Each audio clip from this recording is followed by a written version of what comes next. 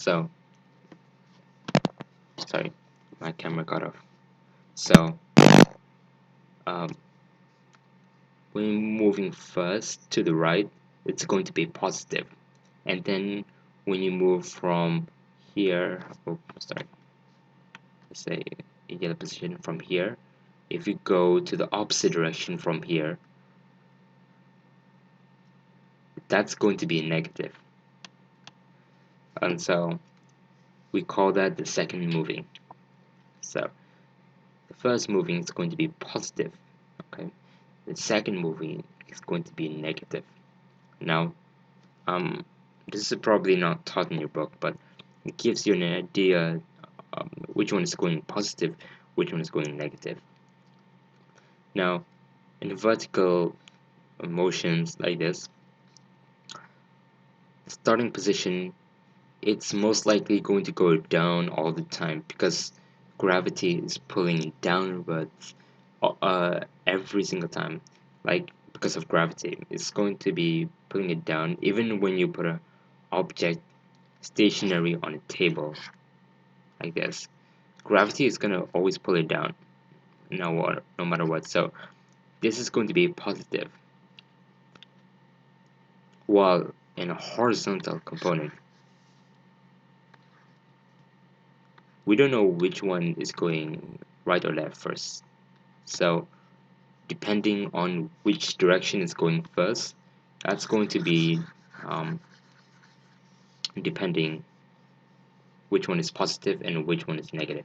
So if we say that the first traveling is on the left side, going to the left first, then that means that's going to be positive. But if it's on the second traveling is on the right, so you would go negative.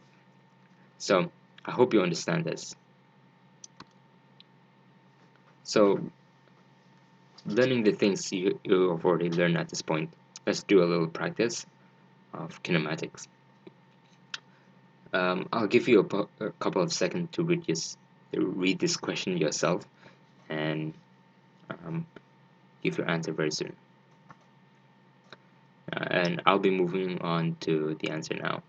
So the answer I got is 20 meters, or if you wrote 19.6, you should round it up to two significant figures. Well, if you haven't got it, I'll explain now because it's important to know. So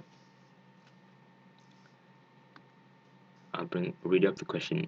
If you throw a ball vertically up in the air and the ball stays above your hand, okay, this word is very important. Some people might, not, some people might ignore it, but it's important to know because when the ball stays above your hand, even when it's going down, what do you call it? If it's going down to your hand, at the moment where it nearly touches your hand, that's still going to be 4 seconds. And so that means that, well, let's just draw a hand to easily represent this. So imagine this is your hand, and you throw the ball up in the air, and then when it reaches to the top, it goes down. But the moment where I have a small distance here, very small distance. I'll make it red. It's a very small distance where it didn't even touch your hand yet. That's going to be 4 seconds. So we can conclude that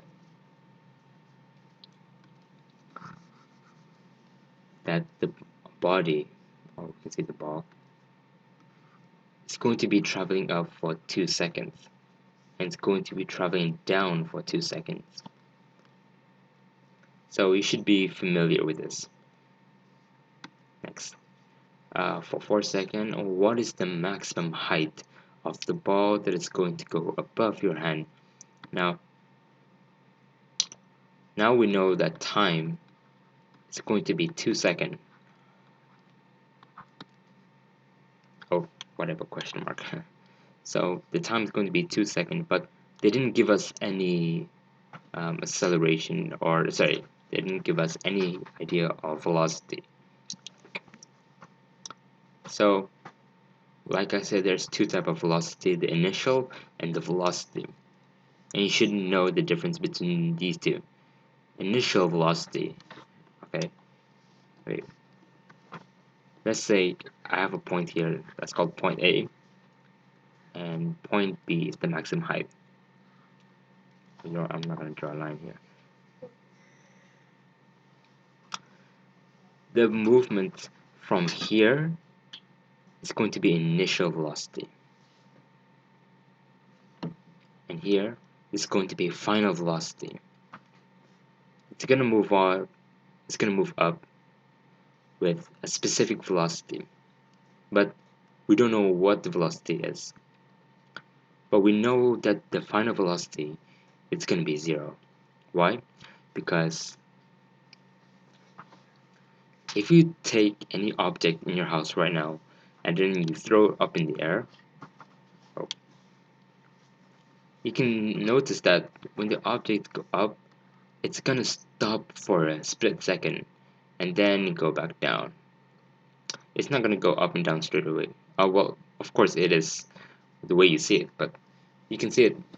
It's going to go up, slows down, and then it stops, and then it goes down. So that's what you should understand about this. Why is this important? Because now we know that the velocity is going to be 0, and it works like the parabola graph. If you're good with mathematics and quadratic curve, so you can notice like this, like in a graph, in a Cartesian plate. If they tell you, I'm not going to draw the line. So imagine this is the curve of the graph. They tell you to find the gradient of this point. It's going to be 0, right? And same idea is happening to here. So when it's moving up, but at a specific point, the gradient is going to be 0, and then it goes back down. So you should know that idea.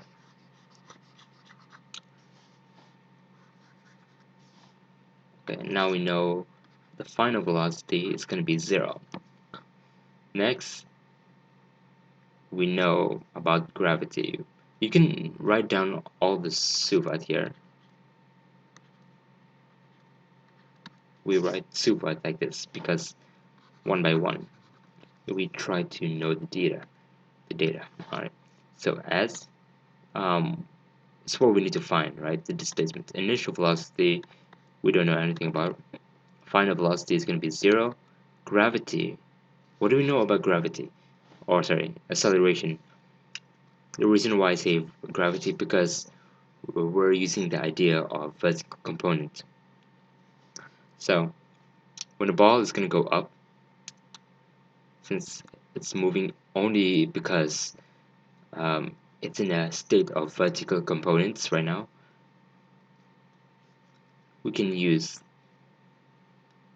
acceleration is going to be negative 9.81 meter per second square, because like I said, starting from the position, vertical component is always going to be positive, but when it's going up, it's going to be negative, because gravity is always pushing it down, or pulling it down, should I say.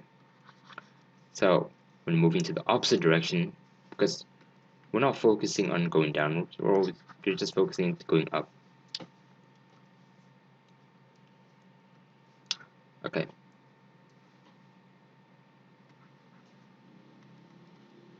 Why did I move a different ball? Alright, whatever. So we know now that the acceleration is going to be negative 9.81. The time, wait, did I wrote time already? Oh yeah, 2 seconds. So now we only know VAT,